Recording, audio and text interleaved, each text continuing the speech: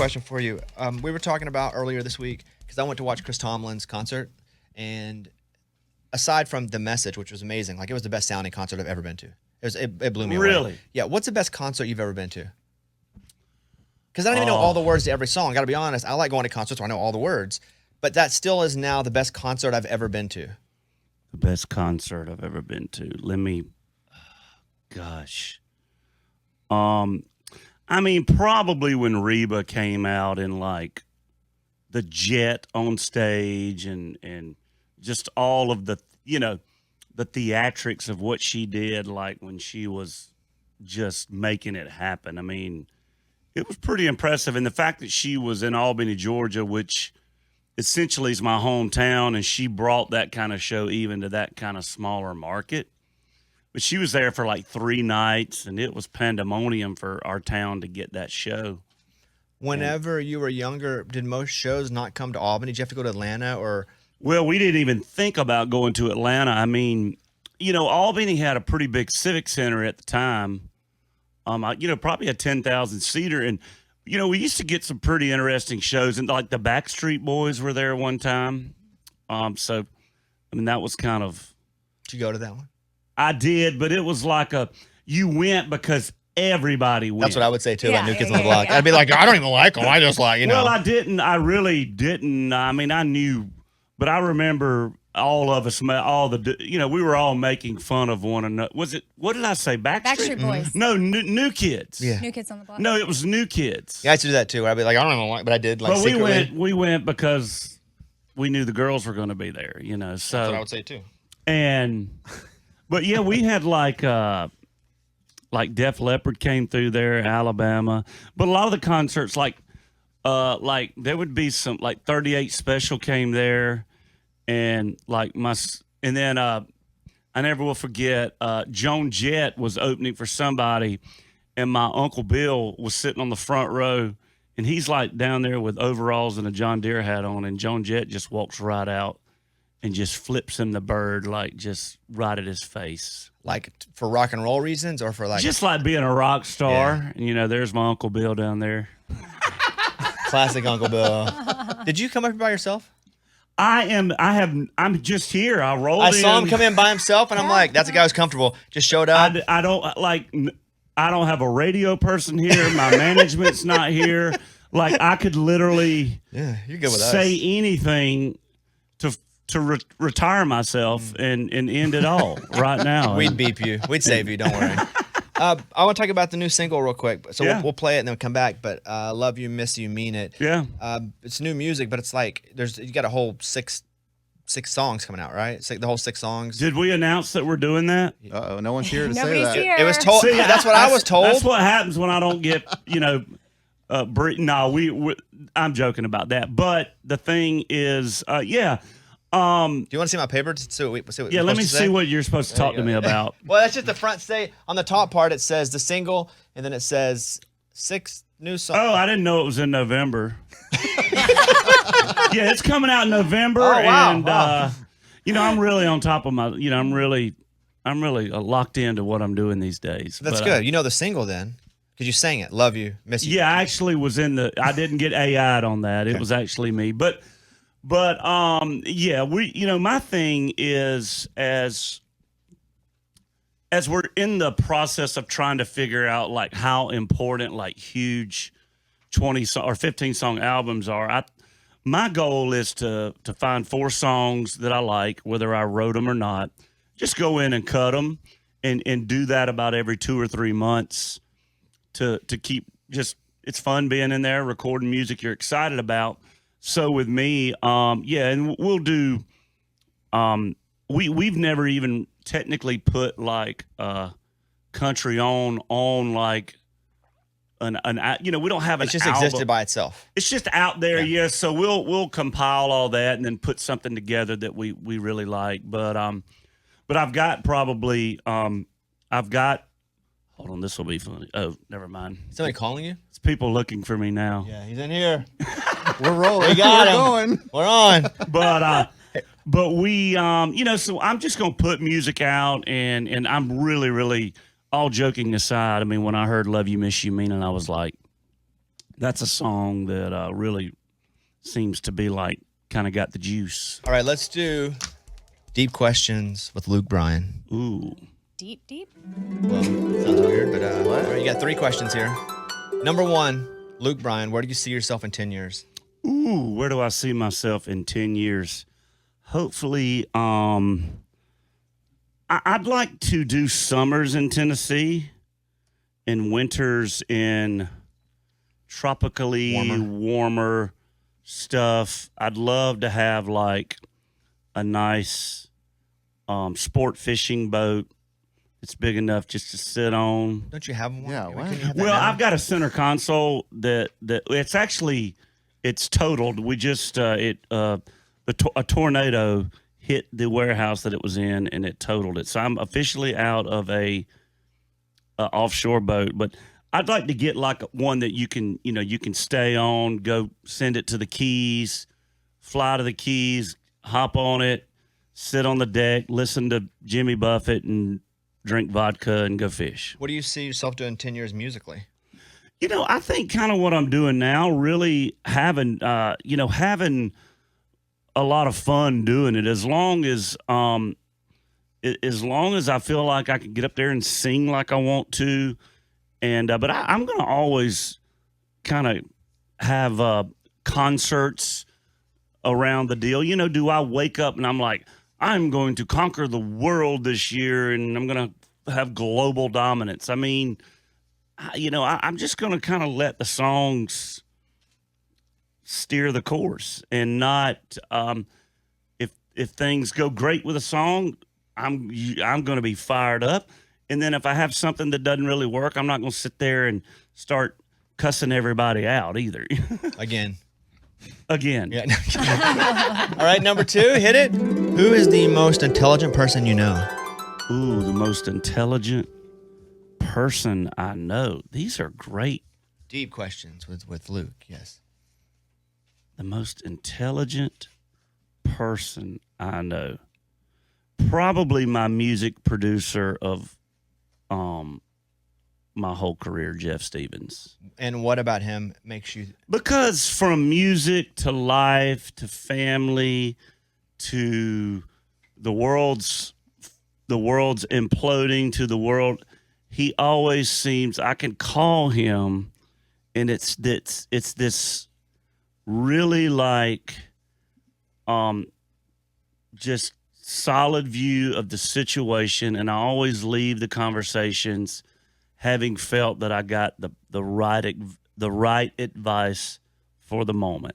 And it's never done, and Jeff's my producer, and there's never been like pressure, like whether it's a song he and I wrote that may be a single, there's never been like, it's just always been he delivers the info and the opinion and there's no strings attached, and it's always been great. Final question. What was your favorite age growing up? Ooh, man, probably. Are you still growing up when you're 22? I think you can still be growing up now. Yeah. I mean, second year at Georgia Southern. So I would have been, I got a 2-year degree from a small college. And then I got to Georgia Southern when I was 21. So about 22 was pretty damn awesome. I mean, what are you remembering right yeah, now? Yeah, you got a little weird smile. Like, well, I just remember like, because I think when you're 18 and you go off to college, that year is like great. Like, but you're probably a little too immature to be there. Well, with me, I was 21 when I went off to college. So like I had a little more life. I mean, from 18 to 21, like I was like doing a lot of, like, when I think about it, like I was working, my schedule would be, I would go to college from about 8 a.m. to 11. I would leave and I would work at my dad's peanut mill from noon till about 10 p.m. And I did that every day. And then on Fridays and Saturdays, I was going and gigging. So from 18 to 21, like, I was like I never came up for air. It was like, so when I went to college and got to college, I was just like, I ain't got to go work at my dad's peanut mill. The little school I went to was really hard. It was a tough college to go to. So Georgia Southern was a little more, I had all my core crap out of the way. So I just let it rip and had a blast. Like at one point I lived in me and this guy, a buddy of mine, we lived on a lake. It was called Cypress Lake. And I stayed in Georgia Southern for the summer. Like in a cabin? Or It like was a a houseboat? cabin over the lake that we would park our boats under our house. And I mean, it was just awesome. There were houseboats out there, and it was pretty awesome. I saw Katie's leaving Idol. Yes. Yes. Well, she caught a little flack not flack. She just inadvertently announced it on Kimmel. I think she inadvertently announced it. Either way. But that show can be edited because it's not always live. Right. You're right. Now that you say that, they could have. I think, I think Katie had kind of told me on the set. She was like, I think this is my last year. I was like, really? And like, we're on set. And maybe not everybody heard it, but I was like, okay. But then I thought she's just having a girl day where I have those often, yes. Yeah, where she's just like, I don't know what I want to do in my life. And anyway, she did announce it. And, as it gets, as the final show gets nearer, I mean, it'll be pretty emotional. We've had through the years that our unit and our group and her, being right there, she's just a blast to work with. And I mean, she's just crazy in all the good ways, And what about you? What's your lifespan? I don't know if I would. I mean, I'm loving Idol. It's I still enjoy it. I wouldn't let her doing that make me. We don't know. I guess everybody thinks we have 2 or 3 or 4 year commitments. We don't. Like, if the show, if somebody comes up and like, hey, the ratings are tanking, then we're probably out of a gig. So as long as the show feels like it's in an upward trajectory and we're not, we still feel like every year I feel like we gain a little more ground with people watching it and trusting what we're doing. So as long as I feel like I'm a part of something really still pretty special, it's definitely things I look at in the top of the year where I'm like, oh, this will be, yeah. So I don't have my decision made for next year, but you can do the hats like recruits do. He's got one hat that says Idol, one hat that says no Idol, one hat that says buying a boat and maybe Idol, and then you put one on your head, and that's how you announce it. Buying a boat's probably we'll have to do a double hat with buy a boat and stick with Idol, but Idol's fun. And then Peyton Manning and I are doing we're doing a series called It's All Country that we've been filming the past kind of month and a half, and but now I think I've settled into like a good play. I leave today. I leave and go straight to baseball games. My boys are both somehow, thanks to Caroline Athletic. I don't think I had anything to do with that, but so they're really, really active in sports. Like I had to plan like this fall. I had to plan Friday nights and be like, no shows on Friday nights, all in the fall. Because of kids. Because of kids. And I think literally for 8 years, because Tate's going to be coming right in behind Bo on football. So Friday nights in the fall are eliminated for me. And that's not me.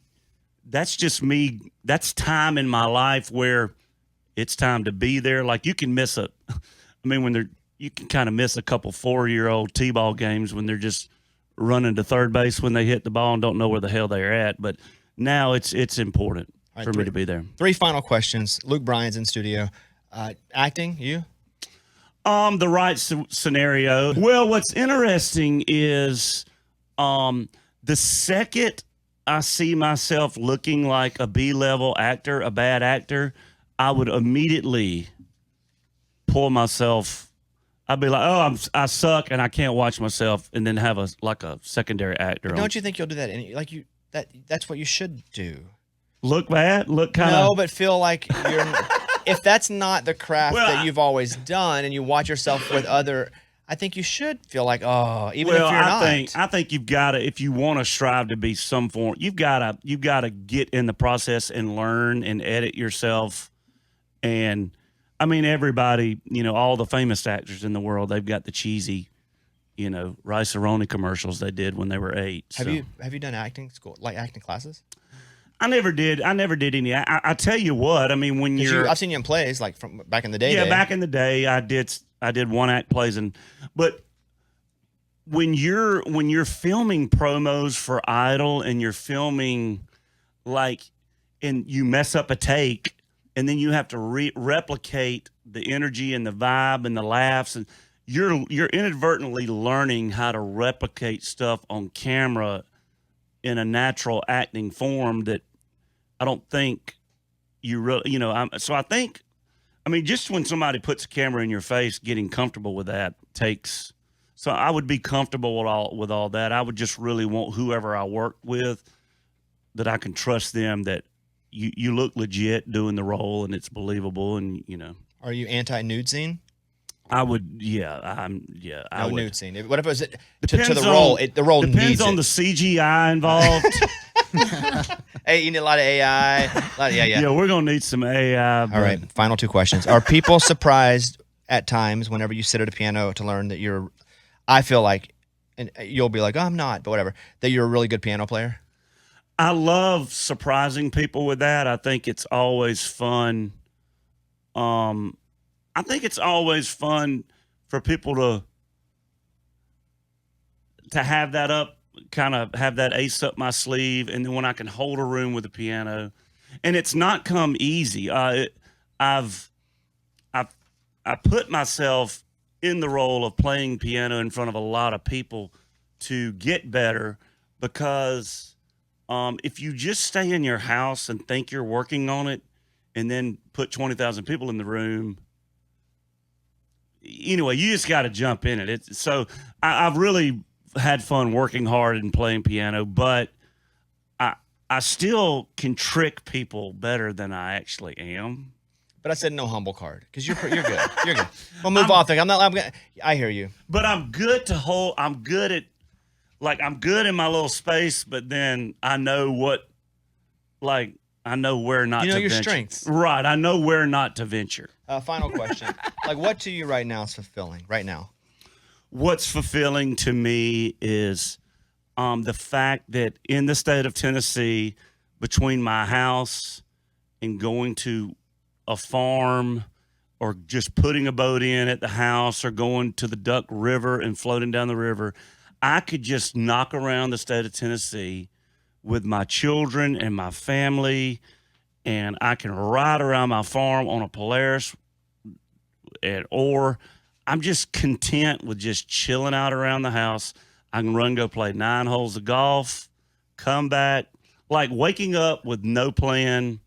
I can go piddle in the garden, and then I can go write a song. I don't have to feel like I got to write 8 songs a week. I can get an idea, call a friend, call a buddy. Hey, what are you doing? Swing by the house. Let's fish for a couple hours, then let's go write a song. So, I'm really content with just like, I'm going to really retire very efficiently, and it's going to be when I call you for like a retirement plan party for me, be there, because it'll be epic. Yeah, it'll be well thought out. I guess the last thing here, because we're going to play. By the way, we premiered Luke's new song earlier. We'll play it again coming up in just a little bit, but because I'm going to play whatever your answer is. But what is your favorite song to perform live now? Oh gosh, I mean, Country Girl naturally will always be just blatantly the most fun, just because hitting it. Watching everybody, just the energy level go to that and Play It Again. Play It Again's pretty. You gave me 2. I can't play them at the same time. That sound like a train wreck. Do Play It Again. Okay. Luke, good to see you, buddy. Really. Good to see y'all. Good to see you. You look good. You look tan. You look like you've been out. I've been rotisserie. Yeah. I've never even had like definite raccoon eyes and stuff from sunglasses, but yeah, I've been out there. I've been out there fishing. All right, Luke Bryan, everybody. Good to see you, Luke. It's a Bobby Bones show.